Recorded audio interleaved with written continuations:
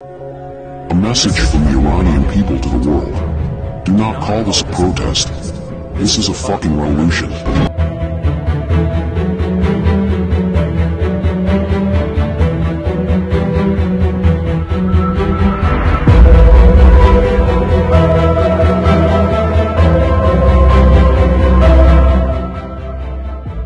به نام زن، زندگی، آزادی.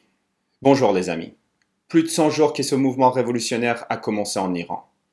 Malheureusement, le nombre de victimes, d'arrestations, de crimes contre l'humanité par ce gouvernement ne cesse d'augmenter de jour en jour. Hélas, l'ONU ferme les yeux. On dirait que les casques bleus ont perdu les coordonnées de l'Iran sur leur GPS. Comme tout être humain naïf, je me pose la question suivante. À quoi sert l'ONU? Qu'est-ce qu'ils ont fait jusqu'à maintenant pour le peuple iranien? Qu'est-ce qu'ils vont faire? Avant de passer à l'étape suivante, un petit rappel. Par solidarité avec le peuple iranien, abonnez-vous à cette chaîne, cliquez sur j'aime et partagez au maximum. Votre avis, vos questions m'intéressent. Si les commentaires sont bloqués par la plateforme, vous pouvez me les transmettre via ma page Facebook ou Twitter. Vous retrouvez les liens dans la description de cette vidéo. Et une dernière chose. Dans la description, il y a aussi un lien pour une pétition. Par solidarité avec le peuple iranien, par solidarité avec les femmes, les enfants et les étudiants iraniens, signez cette pétition.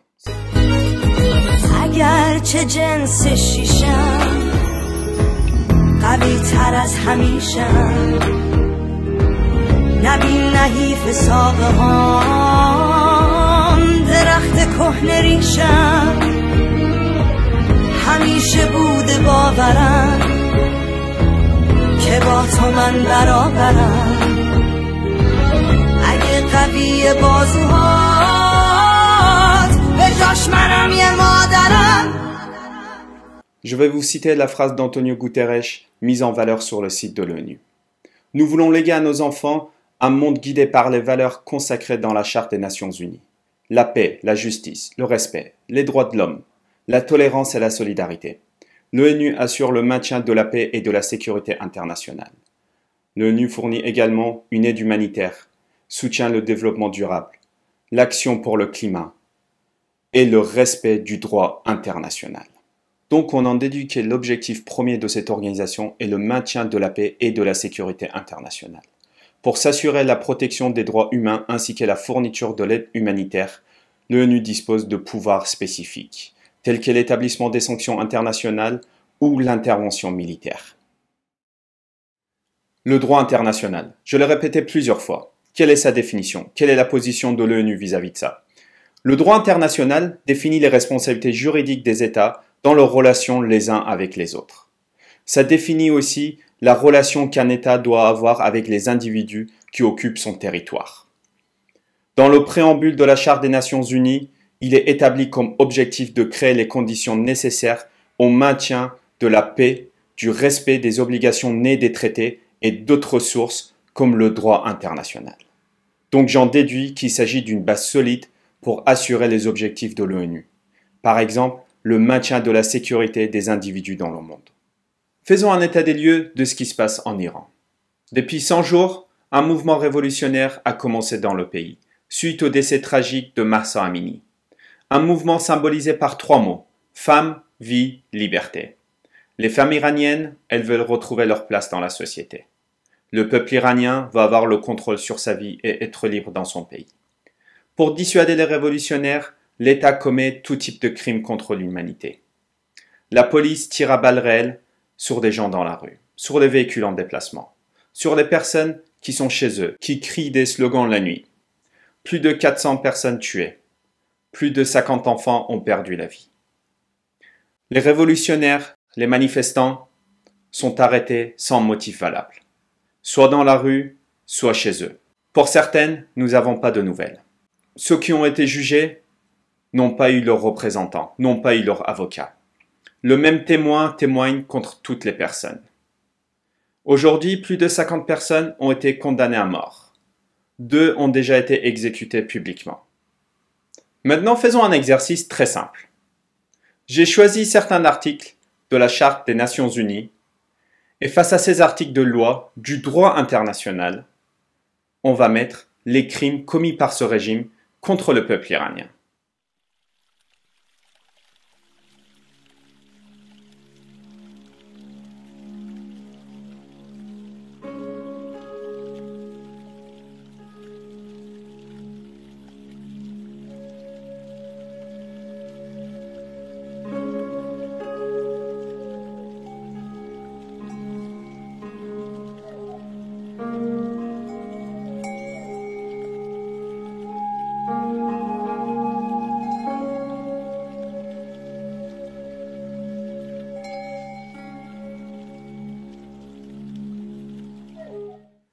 Après tout ce qu'on vient de voir, des actions concrètes de la part de l'ONU et une intervention immédiate est plus que légitime.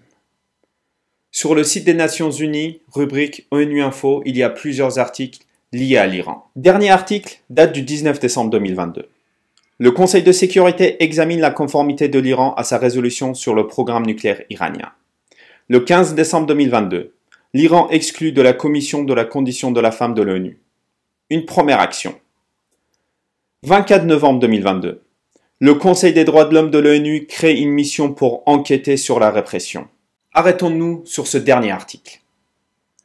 Pourquoi cette enquête dure plus d'1 mois? Qu'est-ce que les enquêteurs ont besoin de plus? On voit tout ce qui se passe sur les réseaux sociaux. On sait ce qui se passe en Iran. On connaît tous les crimes que ce gouvernement commet contre la population. Qu'est-ce qu'il faut plus pour l'ONU pour avoir une intervention immédiate? Pour avoir une intervention des casques bleus enfin en Iran? Est-ce qu'il s'agit des relations entre hommes politiques, un échange financier? Ou peut-être la vie des Iraniens n'a pas de valeur? On ne sait pas. Petit rappel avant de se quitter. Vos questions, vos commentaires, soit via la plateforme, soit via Facebook ou Twitter. Signez la pétition. Soyons solidaires avec le peuple iranien. Soyons le moyen de transmettre la voix de ce peuple qui demande à être libre, qui demande à avoir le contrôle sur sa vie. Abonnez-vous à la chaîne, cliquez sur j'aime et partagez au maximum. من جاده رو برات صاف میکنم هرچی سرابر و پراب میکنم بیا بری من از رومین و بمب و شنزار میدوم جای کمرت شلاق میخورم بیا بری بعد ما بارون میباره از شازاری پر میشه